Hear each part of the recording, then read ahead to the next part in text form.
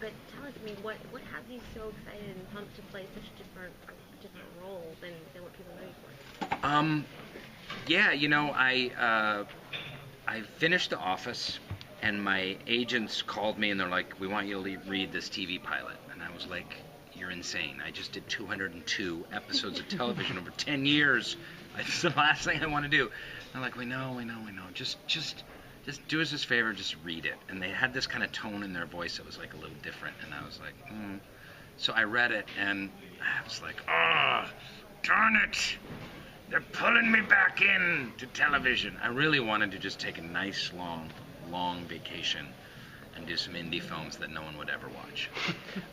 But I really fell in love with the character, and he is so fascinating and interesting, and so many facets and so much texture that I knew it was going to be something that I would love to dive into.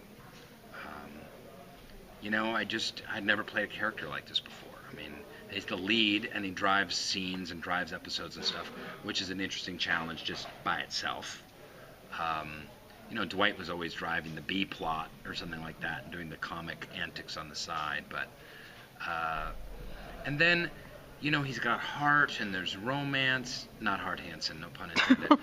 There's romance and a dark underbelly and humor, and plus I'd always wanted to play a cop.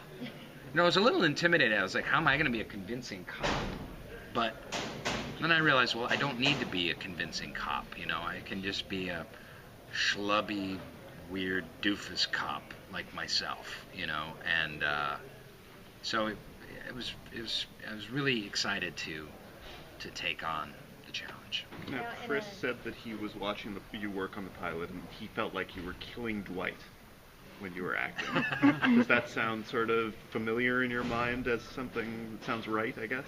Well, it's interesting. I kind of stumbled into doing comedy television. That was never really my thing. I started doing theater, and I would do Shakespeare and Eugene O'Neill and all kinds of stuff besides doing comedy. And then I came to LA, and kind of playing quirky, more comedic characters seemed to be my way in. And I'll always play quirky, offbeat characters, but killing Dwight, I would never want to kill Dwight, but to get an opportunity to just explore a character that's in a whole bunch, just a completely different range of colors, has been really freeing. And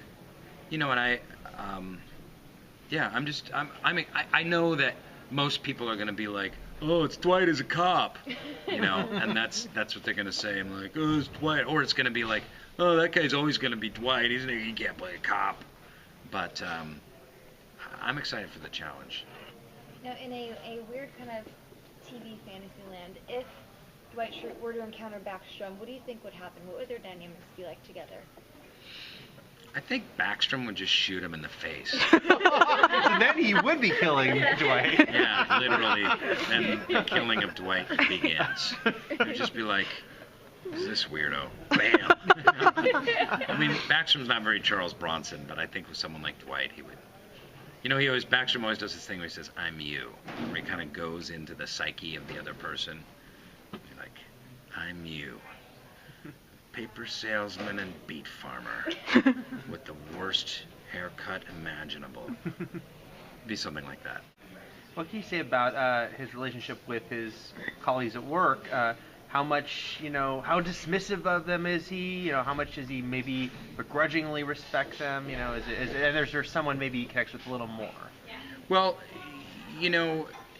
Hart always talks about how TV shows work when you have this kind of dysfunctional family at the center of it. And this dysfunctional family are these cops in this special crimes unit. And each one of them has their superpower. Each one of them has their way in to the world and what they do specially. So BACKSTROM needs them and can't stand that he needs them. He's contemptuous of them, but yeah, there is definitely a begrudging respect for what they do. the same time he thinks they're idiots. I guess that's what Backstrom and Dwight are very similar, is they think that the people around them are mostly idiots.